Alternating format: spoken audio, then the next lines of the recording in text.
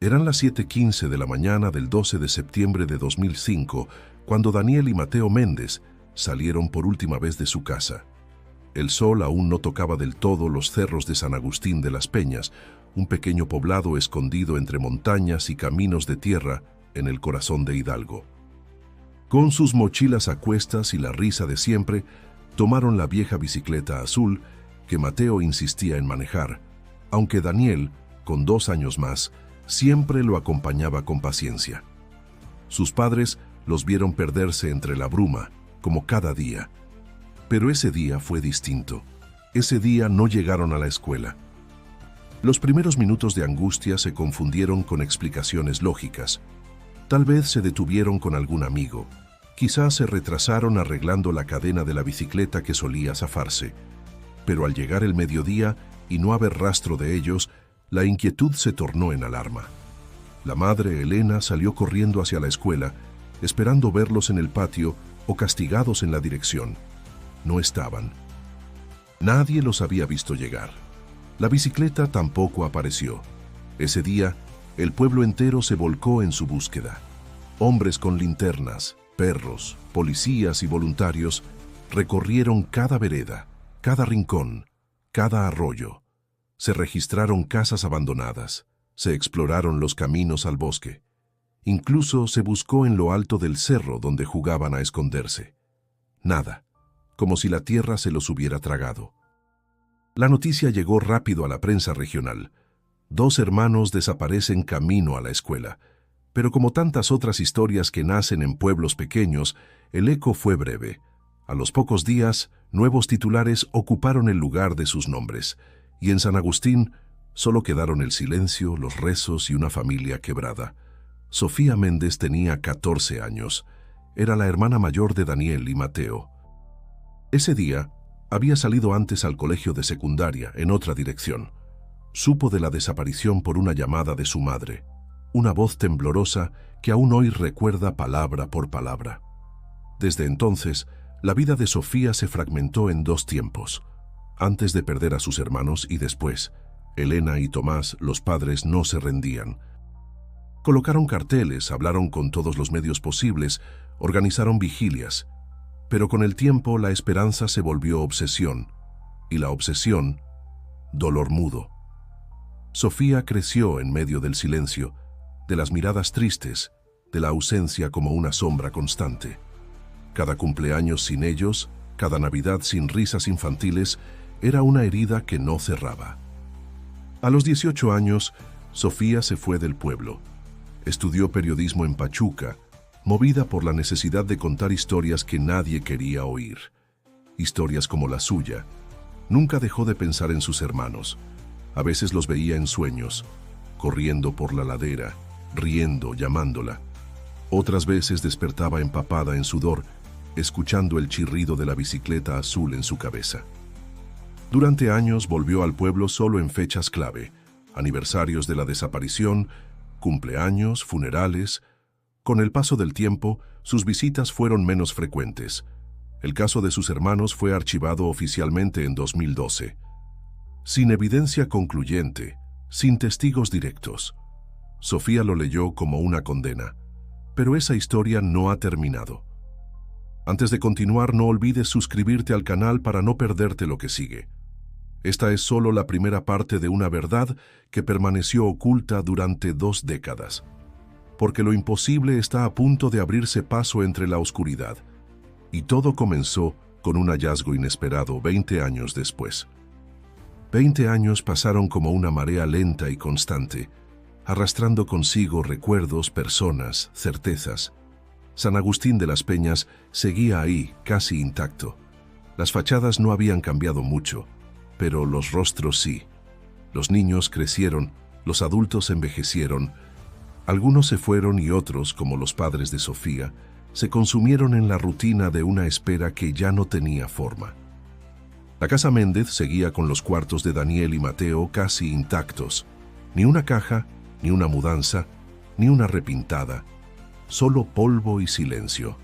Sofía había aprendido a convivir con el vacío. Lo cubría con trabajo, con entrevistas, con reportajes que tocaban los márgenes más oscuros de la sociedad. Cada historia que escribía tenía algo de búsqueda, una forma inconsciente de rascar la superficie, de preguntar sin preguntar. En el fondo, aún esperaba entender por qué. No solo por qué desaparecieron sus hermanos, sino por qué nadie vio nada, por qué nadie habló, por qué todo quedó tan herméticamente sellado. Un jueves por la tarde, mientras editaba un artículo sobre corrupción en la policía local, recibió una llamada. Un número desconocido. Por instinto, casi no contesta. Pero algo en el silencio del auricular la detuvo. Al otro lado, una voz ronca y nerviosa. ¿Eres Sofía Méndez? Sí. ¿Quién habla? Soy Pedro. Trabajo en mantenimiento del parque ecológico en Tepehuacán. Estaba ayudando a limpiar una cueva vieja que se reabrió por el sismo de hace unas semanas. Encontramos una bicicleta. Vieja, oxidada, azul. Y tiene 2 iniciales grabadas en el marco. DM. Por un momento, Sofía no respondió. Sintió como algo se quebraba dentro de su pecho, un cristal que había permanecido helado por 2 décadas. Cerró los ojos. DM Daniel Méndez. ¿Está segura? Preguntó con la voz tensa. Sí. Y no solo eso. La cueva estaba sellada por rocas, como si alguien la hubiera tapado. Nadie había entrado ahí en años. Nadie sabía siquiera que existía. Pero hay marcas, cosas raras. Pensé que debías saberlo. Sofía colgó sin decir más. Temblaba. No sabía si llorar, gritar, reír o vomitar. La bicicleta, azul, con las iniciales. Podía ser una coincidencia. Podía no significar nada, pero en su interior lo supo al instante. Algo había cambiado. Empacó una mochila, pidió permiso en el trabajo y tomó el primer autobús hacia San Agustín. El trayecto fue largo, envuelto en niebla y pensamientos. Cada curva del camino despertaba un recuerdo, una voz, un olor. Se preguntó si estaba haciendo lo correcto, si no era simplemente torturarse otra vez. Pero ya no podía detenerse. Al llegar al pueblo todo parecía igual. Las calles empedradas, el sonido de los gallos, la iglesia con su campanario torcido. Solo que ahora su regreso tenía un peso distinto. Ya no venía solo como hija, como hermana, como periodista. Ahora traía una pregunta viva, latente. Fue directo a casa de sus padres. Elena abrió la puerta con los ojos aún más hundidos que la última vez. No hizo falta explicar nada. Se abrazaron por largo rato. Tomás apenas habló, pero su mirada decía lo que su boca no podía. «Es ella», dijo Sofía. «Es la bicicleta». Su madre asintió lentamente, como si ya lo hubiera sabido desde el momento de la llamada, como si hubiera estado esperando ese día desde hacía 20 años. A la mañana siguiente, Sofía fue al parque ecológico. Pedro la esperaba en la entrada, nervioso. Era un hombre flaco, de piel tostada y manos callosas. Caminó con ella hasta la entrada de la cueva, una grieta entre 2 formaciones rocosas, oculta entre maleza y sombra. «No lo vas a creer», dijo en voz baja. «Cuando la encontramos, pensé que era basura». Pero algo en esa cueva me dio escalofríos, como si no debiéramos estar ahí. Sofía se agachó junto a la bicicleta. Estaba corroída por el tiempo, con el manubrio doblado y las ruedas hundidas en tierra seca. Pero ahí estaban, inconfundibles, las iniciales DM, grabadas a mano con un clavo, justo donde Daniel lo había hecho el verano antes de desaparecer. Lo recordaba como si fuera ayer. «¿Por qué estaba tapada?», preguntó ella. Pedro no supo qué decir, pero Sofía sí lo supo. Alguien no quería que esa cueva se encontrara. Alguien había sellado ese lugar. No por seguridad, no por casualidad, por miedo. Y ahora, después de tantos años, los secretos empezaban a resquebrajarse.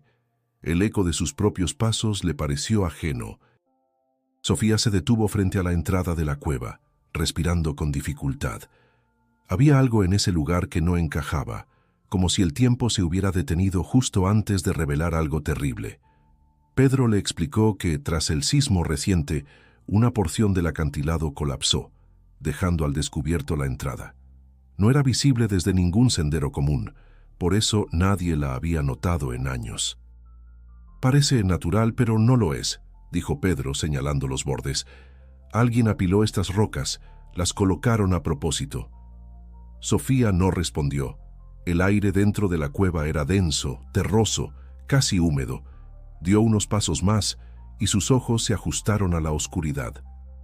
Había huellas recientes, posiblemente de Pedro o los otros trabajadores, pero también otras más antiguas, apenas perceptibles, como si el suelo aún guardara vestigios de un pasado que se negaba a desaparecer.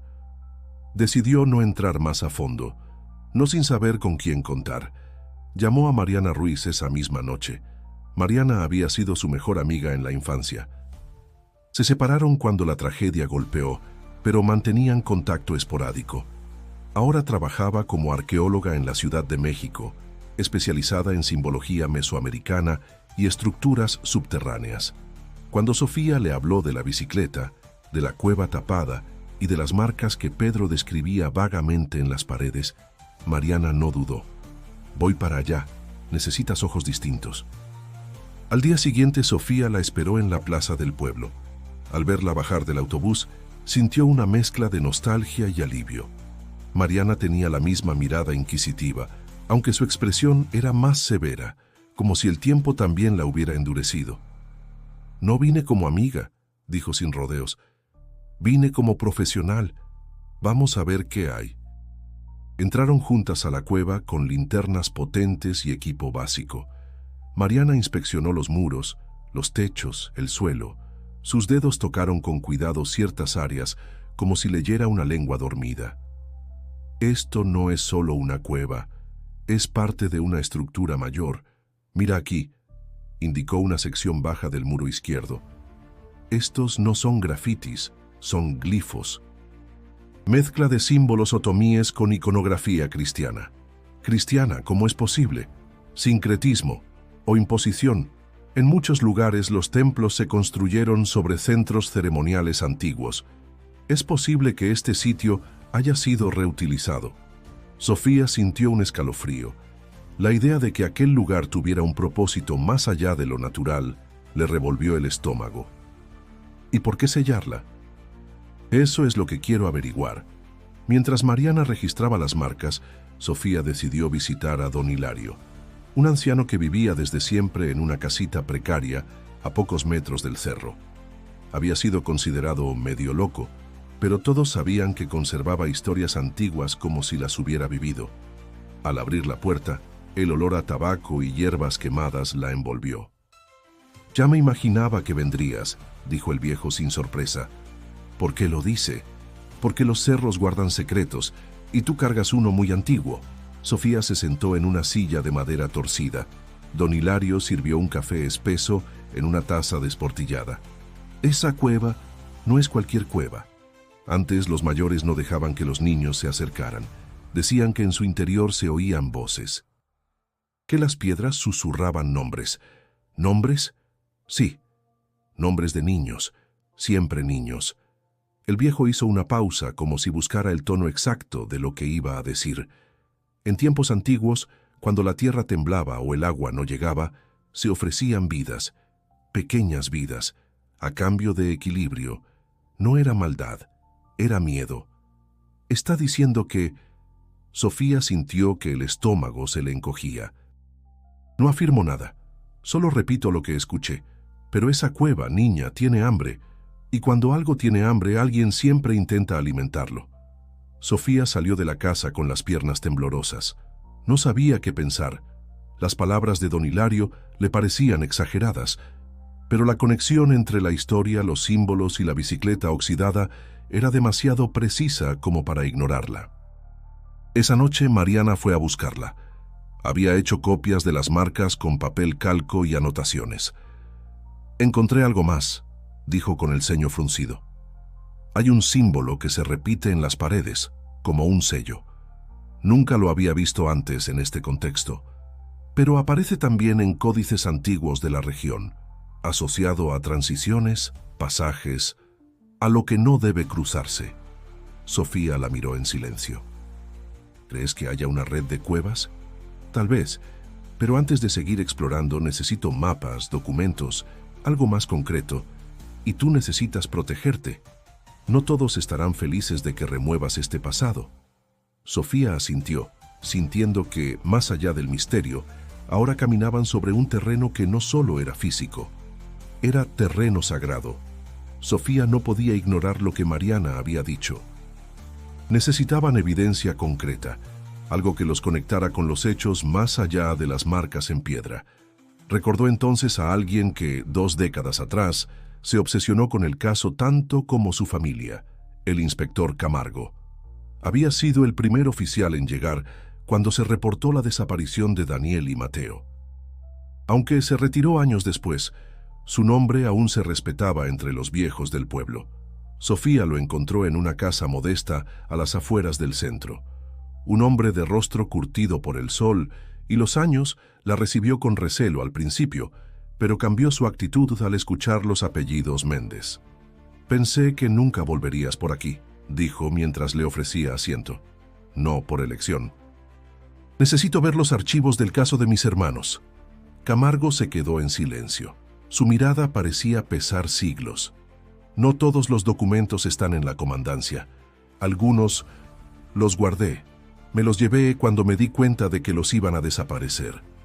¿Quién quería desaparecerlos? La pregunta no es quién, es por qué. Camargo sacó una caja metálica del armario. La colocó sobre la mesa con cuidado. Adentro, carpetas amarillas, fotografías, croquis hechos a mano, informes que jamás se entregaron a la familia. Sofía revisó cada hoja con creciente ansiedad. «Aquí», dijo Camargo, señalando un mapa. «Esto nunca lo entendí. Lo encontré en una carpeta vieja del municipio, fechada en 1942. Marca una red de túneles subterráneos. La mayoría están clausurados o derrumbados. Pero uno de los accesos coincide con la ubicación de esa cueva». Sofía sintió cómo se aceleraba su pulso. ¿Por qué no se investigó esto? Porque nadie quería hablar de túneles, y porque en este pueblo hay cosas que se dejan en paz. Me advirtieron que no insistiera. ¿Quién? Camargo se levantó, fue hasta una repisa y sacó una fotografía antigua, un grupo de hombres frente a una entrada de piedra. Algunos llevaban sotanas, otros trajes oscuros. Esto se tomó en los años 50. Es la entrada a la misma zona que ahora está cerrada. Fue clausurada oficialmente por riesgos estructurales. Pero los rumores hablaban de rituales, de gente que bajaba y no volvía. Sofía sintió que el aire se espesaba. ¿Por qué lo protegieron? Porque las raíces del pueblo están ahí. Porque hay apellidos importantes en esas fotos. Porque nadie quería que se supiera que, debajo de San Agustín, hay más historia de la que aparece en los libros. De regreso en casa, Sofía le mostró los archivos a Mariana. La arqueóloga los estudió con detenimiento, cruzando información con lo que había encontrado en la cueva. «Este símbolo se repite aquí», señaló uno de los croquis. «Es el mismo que vimos grabado en la roca, pero aquí tiene una orientación distinta. Apunta hacia una bifurcación del túnel. ¿Qué significa? Que hay más, que lo que encontramos es apenas una parte del sistema». Mientras tanto, Sofía empezó a revisar los testimonios originales del caso. Había pequeñas contradicciones que nunca habían sido exploradas. Una vecina había dicho que vio pasar a los niños hacia la escuela, pero en otra declaración dijo no haberlos visto más desde el día anterior. Otro hombre aseguró haber escuchado una bicicleta chirriando cerca del bosque esa mañana, pero su testimonio fue descartado por inconsistencia horaria. «¿Y si alguien los desvió?», preguntó Sofía. «¿Y si no fue un accidente, sino algo planeado?». «Es posible», dijo Mariana. «Más si consideramos lo que contaste de don Hilario, lo del pacto, lo de las voces. Tal vez alguien quiso reactivar algo dormido». Sofía cerró los ojos. Las palabras de su madre, las noches en vela, la imagen de sus hermanos con sus mochilas, alejándose por el camino. Todo volvía con una fuerza devastadora. «Ya no puedo mirar esto como periodista. Lo estoy viendo como hermana. Y es justamente por eso que tienes que seguir», respondió Mariana. «Porque nadie más va a hacerlo. Tomaron una decisión, Buscarían el acceso original a la red de túneles. El mapa mostraba una conexión entre la vieja iglesia del pueblo y el subsuelo del cerro. Un pasaje estrecho marcado con el mismo símbolo que se repetía en la cueva. «Si esto es real», dijo Sofía, «entonces alguien allá abajo sabía lo que hacía, y alguien aquí arriba lo permitió». Esa noche revisaron el plano con detalle. La entrada estaba registrada como Pasaje del Silencio. Mariana nunca había oído ese término, pero sonaba más a advertencia que a metáfora. Un nombre olvidado que encerraba la posibilidad de respuestas o de algo mucho más oscuro. Y la única manera de saberlo era entrar. El plano era claro. Según el antiguo croquis de Camargo, un pasaje subterráneo conectaba la cripta de la vieja iglesia con los túneles que discurrían bajo el cerro. Sofía y Mariana decidieron visitar al padre Esteban, actual párroco del pueblo. Lo conocían desde la infancia y aunque siempre había sido reservado, confiaban en su discreción. Al principio Esteban se mostró evasivo, pero cuando Sofía le habló del símbolo encontrado en la cueva y de la bicicleta, su expresión cambió. «Ese símbolo no es nuevo», dijo el padre bajando la voz. «Aparece en los archivos eclesiásticos antiguos. No deberíamos estar hablando de esto». «Pero lo estamos», intervino Mariana, «porque hay una verdad enterrada bajo tus pies. Y no vamos a parar hasta entenderla». El padre dudó, y luego asintió con lentitud. Los llevó a una pequeña sala de archivo, detrás del altar, donde guardaba documentos antiguos en estanterías de madera carcomida. De una caja forrada en tela, sacó un manuscrito, cubierto por polvo y anotaciones en latín. Este documento fue sellado en 1893. Relata la existencia de un camino del viento, un túnel que se usaba durante las procesiones nocturnas de penitencia. Pero también menciona otra cosa: los hijos del eco, un término que se repite en los márgenes. «¿Quiénes eran?», preguntó Sofía. «Nadie lo sabe, pero según algunas notas eran niños elegidos, llevados en secreto al interior del túnel, donde la piedra y el silencio sellaban el pacto». El padre suspiró. En sus ojos había una mezcla de miedo y culpa. «Nunca entendí por qué mi antecesor protegía tanto estos documentos, hasta ahora». Esa misma tarde, con el permiso del párroco, Mariana y Sofía accedieron a la cripta. El aire era seco y el olor a tierra estancada impregnaba cada rincón. Entre losas rotas y esqueletos olvidados, encontraron una loseta distinta, con el símbolo marcado a cincel. Mariana la tocó, y con esfuerzo lograron moverla. Debajo, una abertura angosta descendía en espiral. «Aquí comienza», dijo Mariana, «el túnel del viento». El descenso fue difícil. Llevaban linternas y cuerdas, sabiendo que cualquier paso en falso podía ser fatal. El túnel estaba revestido en piedra y tenía inscripciones en relieve. El aire era más frío conforme avanzaban. A los 20 metros encontraron la primera bifurcación.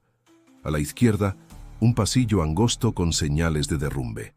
A la derecha, un corredor amplio y oscuro. Eligieron el segundo.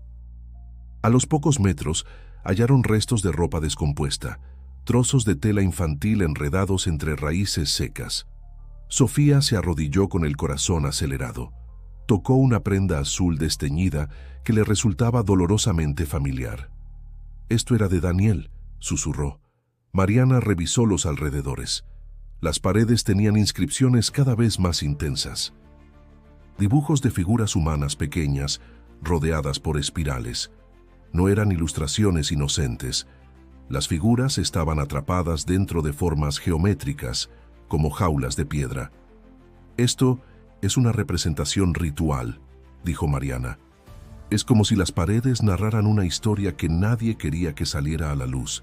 Siguieron avanzando. El túnel giraba hacia abajo, como una espiral de descenso lento al pasado. De repente, un murmullo suave, apenas audible, les hizo detenerse. Era como un susurro que viajaba entre las piedras. Sofía alzó la linterna, pero no había nadie. Solo el eco, que parecía llamarla por su nombre. «¿Escuchaste eso?», preguntó. «Sí», respondió Mariana, «pero no proviene de ningún lado. está en todas partes. A los pocos metros encontraron una especie de cámara lateral, como un nicho abierto. En el centro, una pequeña plataforma de piedra con marcas circulares. Sobre ella, una figura tallada, un niño de rodillas, con los ojos cerrados y las manos unidas.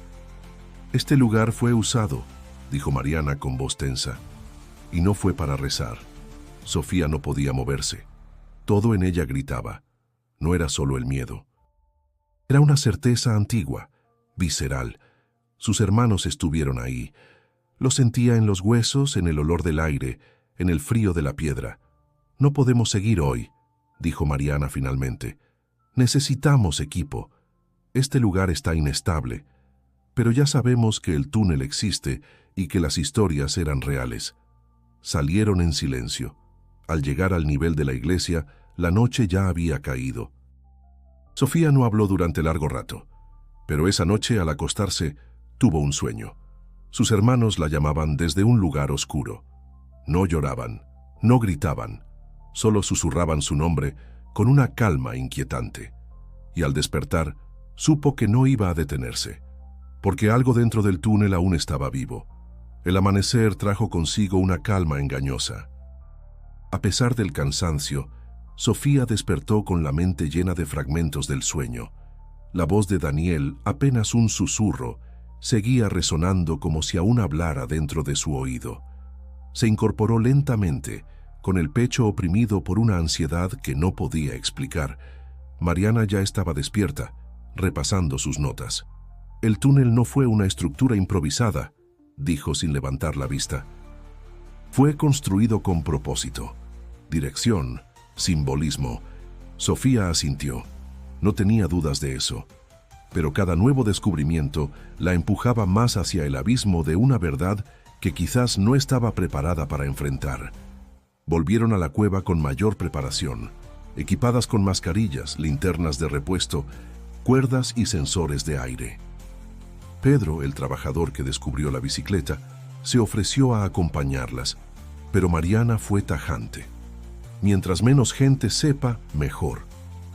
En el interior del túnel, el silencio era espeso, casi sólido. Avanzaron hasta el punto donde habían encontrado la figura del niño tallado.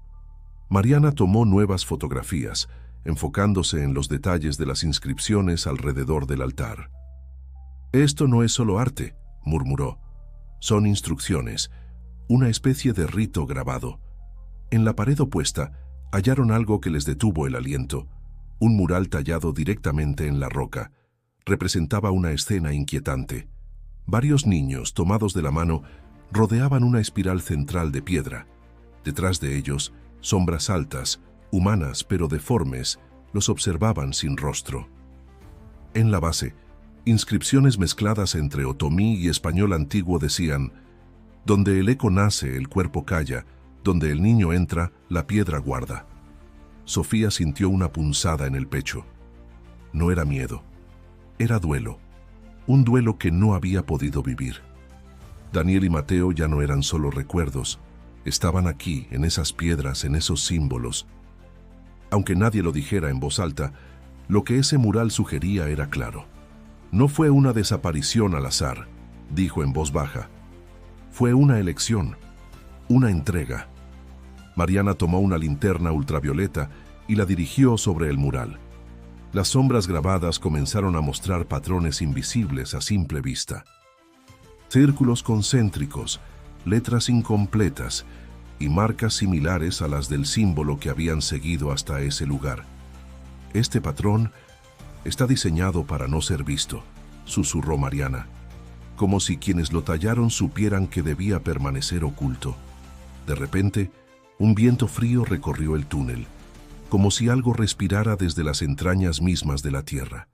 La linterna de Sofía parpadeó. Pedro no estaba con ellas, pero ambas sintieron al mismo tiempo la certeza de que no estaban solas.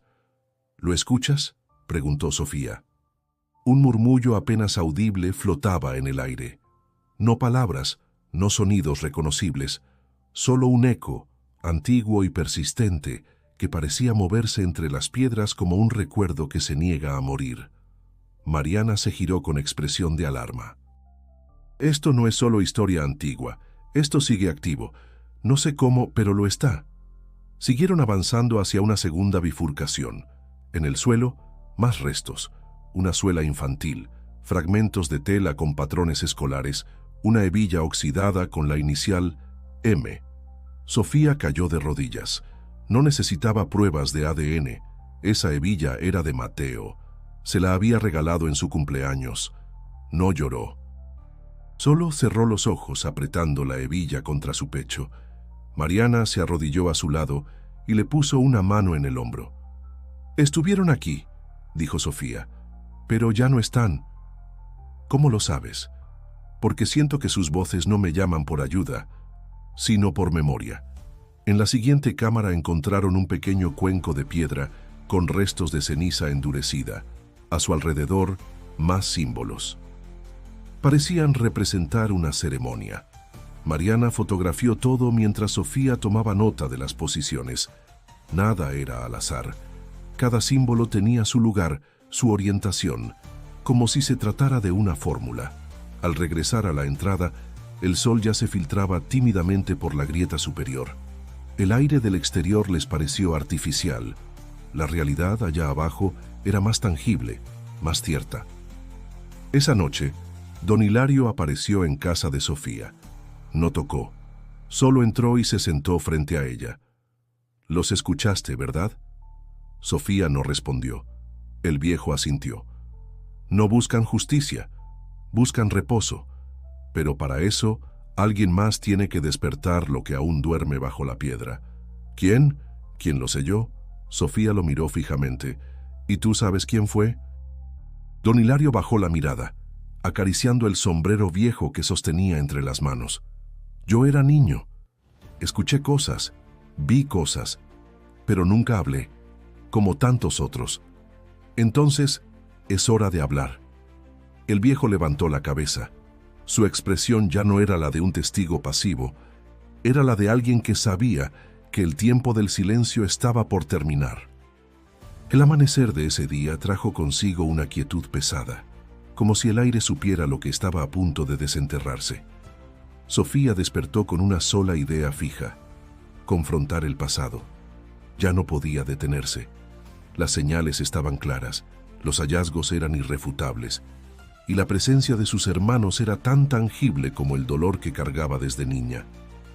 Con Mariana a su lado, volvió a visitar a Camargo.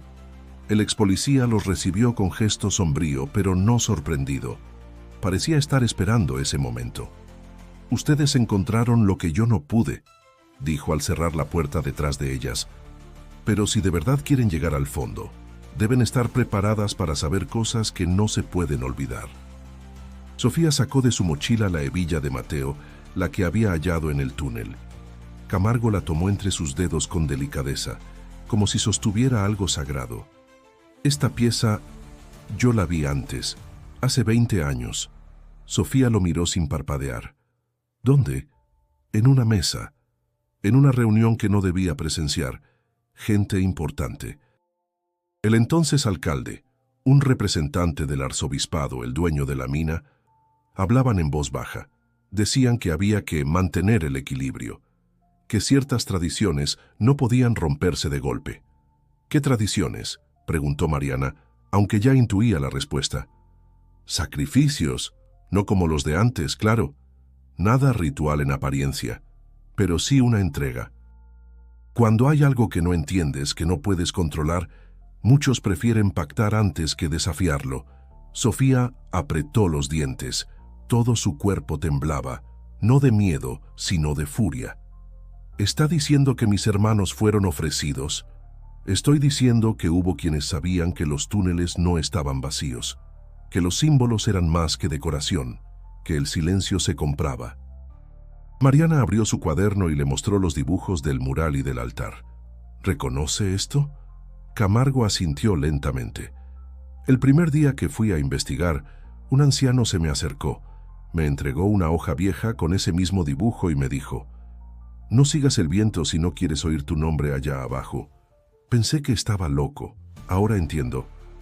«¿Tiene esa hoja?» Camargo se levantó sin responder. Fue al fondo de su casa y regresó con una carpeta vieja, sellada con cinta. La abrió con cuidado, como si contuviera veneno. Dentro había varios documentos. Uno de ellos era una hoja amarillenta con el símbolo exacto del altar, pero en tinta roja. «Este es el sello de los que sabían», dijo. «Nunca encontré su origen exacto.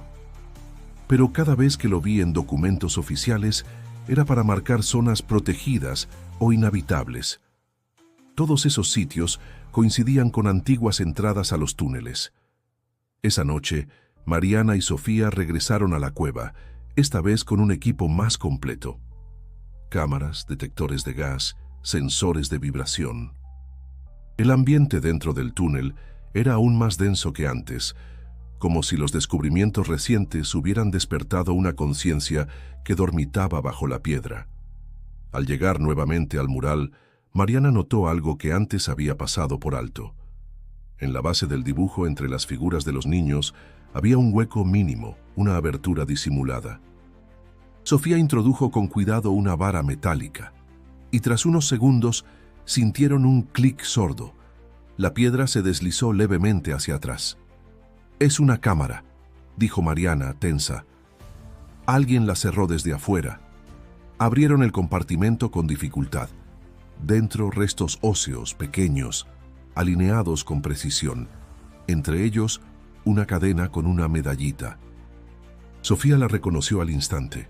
La Virgen del Carmen, la que su madre colgó en el cuello de Daniel el día que desapareció. No gritó, no lloró. Solo se sentó junto al hueco, con la cadena en la mano y los ojos clavados en los restos. «Es él», susurró. «Lo sé». Mariana se arrodilló a su lado en silencio. «Vamos a hacer las pruebas», dijo. «Pero no tienes que probarle a nadie lo que tu corazón ya sabe». La salida fue lenta. Cada paso fuera del túnel parecía arrancarles un pedazo, pero al llegar a la superficie, la luz les pareció más real, más justa. Habían encontrado a Daniel, no como esperaban, no como soñaban, pero lo habían encontrado. Esa noche, Sofía escribió por primera vez sobre todo lo que había descubierto, no como periodista, sino como hermana. Describió el túnel, los símbolos, los restos. No buscaba audiencia, solo justicia. Y entonces en la bandeja de entrada de su correo apareció un mensaje sin remitente. Solo una frase. «El pacto no fue solo uno. Hay más. No pares». Sofía leyó la frase una y otra vez y entendió que la verdad apenas había comenzado a salir a la luz. La cadena hallada junto a los restos fue suficiente para Sofía. Pero aún así, entregó todo el material a un laboratorio forense en Pachuca. Quería confirmar con certeza, aunque su corazón ya supiera la verdad. Las pruebas de ADN tomaron 10 días. 10 días largos, densos, en los que el pueblo pareció retener la respiración. Cuando llegó el informe, no hubo sorpresas. Los restos correspondían a Daniel Méndez, desaparecido a los 10 años. La noticia se filtró antes de lo previsto. Alguien del laboratorio compartió la información con un medio local y pronto se volvió titular. Identifican restos de niño desaparecido hace 20 años en Cueva Cerrada. San Agustín de las Peñas volvió a ser el centro de atención, pero ya no como un pueblo olvidado, sino como un lugar donde la verdad dormía bajo piedra y silencio. La reacción fue inmediata. Vecinos atemorizados, llamados anónimos, una mezcla de horror y curiosidad que se esparcía como fuego en hierba seca. La iglesia recibió amenazas. Camargo fue abordado por reporteros en su propia casa. Mariana recibió una carta sin firma, dejada bajo su puerta. «Detente antes de que la tierra te trague también». Sofía, sin embargo, no se dejó intimidar. En lugar de guardar silencio, escribió una serie de artículos que publicó en su propio portal digital. Narró los hechos con precisión, desde la desaparición de sus hermanos hasta el hallazgo del túnel, el mural, la cámara oculta. Citó a don Hilario, a Camargo, al padre Esteban. No usó conjeturas, solo verdades verificables. Y lo más impactante, denunció que hubo encubrimiento. Los artículos se viralizaron. Medios nacionales comenzaron a interesarse. Invitaciones a programas de televisión, entrevistas en radio, podcasts de crímenes sin resolver. Pero Sofía tenía un objetivo claro: justicia, no fama. Lo que quiero, le dijo a Mariana una noche, no es que me escuchen, es que lo vean, que lo sientan, que entiendan que esto no fue un accidente ni una tragedia aislada. Fue una decisión, un crimen, y alguien tiene que pagar. En medio de la agitación mediática, Sofía recibió un sobre marrón sin remitente. Adentro, una carta escrita a mano. La caligrafía era temblorosa, antigua. Yo sé lo que pasó en 2005. Sé quién dio la orden. Yo estuve allí. No pude impedirlo, pero guardé pruebas. Si quieres saber la verdad completa, busque el archivo municipal, sección restringida, carpeta A47. No confíe en nadie del cabildo. No todos están limpios. No todos quieren que esto se sepa. Sofía y Mariana fueron al archivo al día siguiente. La jefa del lugar negó la existencia de una sección restringida. Pero mientras ella se distraía con un empleado, Mariana encontró la carpeta A47 escondida detrás de una fila de documentos del catastro. Estaba sellada, sin clasificar y marcada con tinta roja. Dentro, encontraron registros de reuniones privadas del Cabildo Municipal entre 2003 y 2006, minutas incompletas, notas marginales, listas de asistencia. En una de ellas el nombre del entonces alcalde, de un juez local, del director de la escuela primaria y de un sacerdote ya fallecido. La hoja tenía una sola línea destacada. El equilibrio será respetado. Los nombres ya fueron elegidos. Mariana tragó saliva. Esto es una confesión. Sofía fotografió todo. Envió las imágenes a 3 medios de confianza, con instrucciones claras: publicarlas solo si algo le sucedía. No estaba dispuesta a ser silenciada. Esa noche, el pueblo se llenó de murmullos. Gente que antes callaba empezó a hablar. Una mujer mayor contó que en 1982 su primo desapareció en circunstancias similares. Un joven confesó que su abuelo siempre decía que los Méndez habían cruzado donde no debían. Los rumores crecieron. La verdad comenzaba a hacer grietas donde antes solo había piedra. Pero también surgió el miedo. Mariana fue interceptada al salir de una cafetería. Un desconocido le arrojó una advertencia mientras la empujaba contra una pared. Dejen los huesos donde están o encontrarán los suyos. No denunció el ataque. Solo le mostró los moretones a Sofía y continuó: si nos quieren asustar es porque estamos cerca. Muy cerca. Sofía lo sabía, y también sabía que no podía detenerse. Esa noche, publicó el informe más completo hasta el momento. Titulado El Pacto del Silencio, 20 años de oscuridad bajo San Agustín, el texto relataba en detalle cada etapa de la investigación. Al final incluyó un llamado abierto: si usted sabe algo, si fue testigo, si participó, hable. Aún hay tiempo para decir la verdad. El silencio no puede protegerlos para siempre. Las respuestas no tardaron. Al día siguiente, su bandeja de entrada explotó con mensajes anónimos, algunos incoherentes, otros vagos, pero uno solo, contenía la frase que cambiaría todo.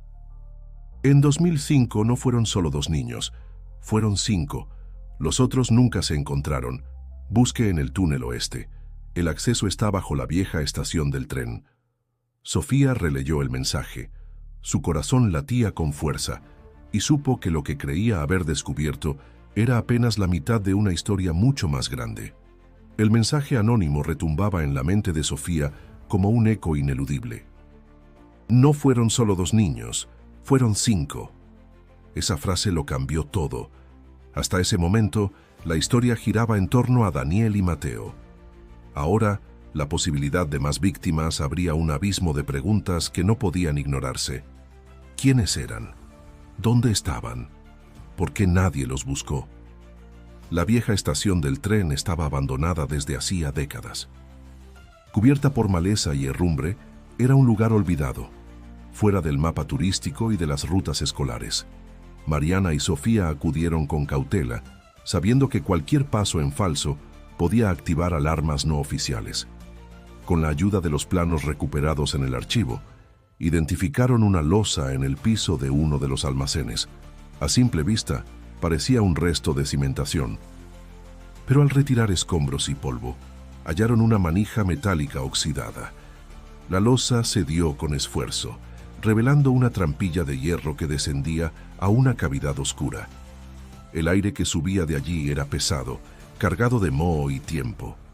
Bajaron con linternas, sin decir una palabra.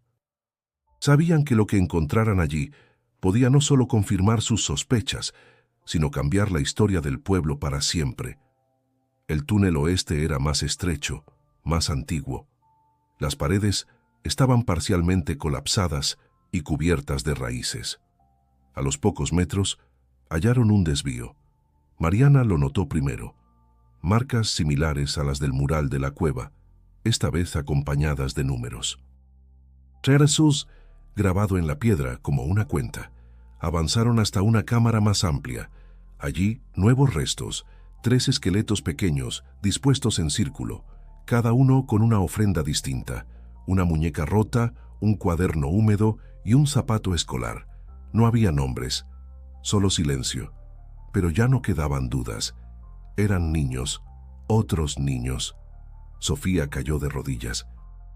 Lloró en silencio, con los puños apretados y los dientes cerrados. No podía más, no quería más, pero sabía que debía hacerlo. Mariana, más contenida, documentó todo. Tomó fotos, midió, marcó. No por frialdad, sino por compromiso. Esos cuerpos merecían ser identificados, honrados, llorados por sus familias. No quedarían en el olvido. Esa noche, Sofía redactó un nuevo artículo. 5, no 2. El número oculto del pacto. La publicación fue devastadora. La opinión pública se volcó contra las autoridades locales. Se exigieron respuestas. El gobierno estatal anunció la reapertura oficial del caso. La fiscalía envió forenses al lugar. Las muestras fueron recogidas y enviadas para análisis. Pero la presión también trajo consecuencias. El exalcalde de San Agustín, ahora retirado y viviendo en Querétaro, fue confrontado por un equipo de periodistas. Negó cualquier implicación, pero su reacción fue nerviosa, defensiva. A las pocas horas, un audio filtrado llegó a manos de Sofía. En él, se escuchaba al exalcalde hablar con alguien no identificado. Pensé que habíamos sellado esa maldita cueva. ¿Cómo supieron del túnel oeste? No lo sé, pero si siguen escarbando van a encontrar lo de 1982. Y eso sí no lo podemos permitir. Ese audio era dinamita. Sofía decidió no publicarlo aún. Antes, fue a ver al fiscal encargado del caso reabierto. Le entregó el material, pidió protección para Mariana y para ella misma. El fiscal, sorprendido, le prometió respaldo, pero también advirtió: esto va más allá de nosotros, no se detenga. Pero tenga cuidado. Pocas horas después, Mariana fue agredida por segunda vez. Esta vez en la puerta del hostal donde se hospedaba. Un hombre encapuchado la empujó, le rompió el celular y le dijo al oído: «Ya encontraste a los muertos, no te conviertas en uno». Sofía explotó, llamó a medios nacionales, organizó una rueda de prensa virtual y soltó todo: fotos, archivos, nombres. Incluso el audio del exalcalde. La indignación fue total. Se exigió la comparecencia inmediata de los involucrados. El caso se convirtió en escándalo nacional. El presidente de la República, en una declaración breve, prometió una investigación profunda. Pero Sofía sabía que la justicia no llegaba por promesas. Había que empujarla, sacudirla, despertarla. Y por fin, algo se movió. Días después, un juez federal ordenó la detención provisional del exalcalde y del entonces director de la escuela primaria. Ambos fueron trasladados a la capital del estado para ser interrogados. Los cargos aún eran ambiguos, pero suficientes para abrir el camino. Sofía y Mariana, entre cámaras, entrevistas y amenazas, se mantuvieron firmes. No celebraban, no sentían victoria, solo cansancio. y un deseo profundo de que las voces de aquellos niños no se apagaran otra vez. ¿Y si no conseguimos condenas?, preguntó Mariana una noche. Entonces que al menos nadie olvide lo que pasó, respondió Sofía, porque recordar también es una forma de justicia. El caso ahora era imparable. Ya no pertenecía solo a ellas, era de todos, pero aún faltaba cerrar un círculo. Y ese círculo las llevaría a la entrada final, donde todo comenzó. El pueblo de San Agustín de las Peñas no volvió a ser el mismo. Con las detenciones, los descubrimientos en los túneles y la atención mediática nacional, el velo del silencio se había rasgado para siempre. Las familias de los otros niños identificados comenzaron a aparecer. Una mujer reconoció la muñeca hallada junto a uno de los cuerpos. Un hombre dijo que su hermano menor desapareció a los 6 años en 1993. Todos pensaban que eran tragedias individuales. Ahora sabían que eran parte de algo más grande. El gobierno estatal, presionado por la opinión pública, ordenó la construcción de un memorial en la entrada de la cueva original. Un espacio sobrio, con placas que llevaban los nombres confirmados y un letrero al frente. Aquí la oscuridad guardó vidas inocentes. Aquí la luz les devuelve su voz. Sofía asistió a la ceremonia de inauguración. No llevó palabras escritas, solo la cadena de Daniel colgada en el cuello y la hebilla de Mateo en el bolsillo. Cuando le ofrecieron hablar, solo dijo: «Nunca los olvidé». Y ahora nadie más podrá hacerlo. Esa misma tarde, recibió un paquete del padre Esteban. Era una caja de madera pequeña, tallada a mano. Adentro, dibujos, decenas, hechos con lápices escolares, en hojas dobladas y amarillas por el tiempo.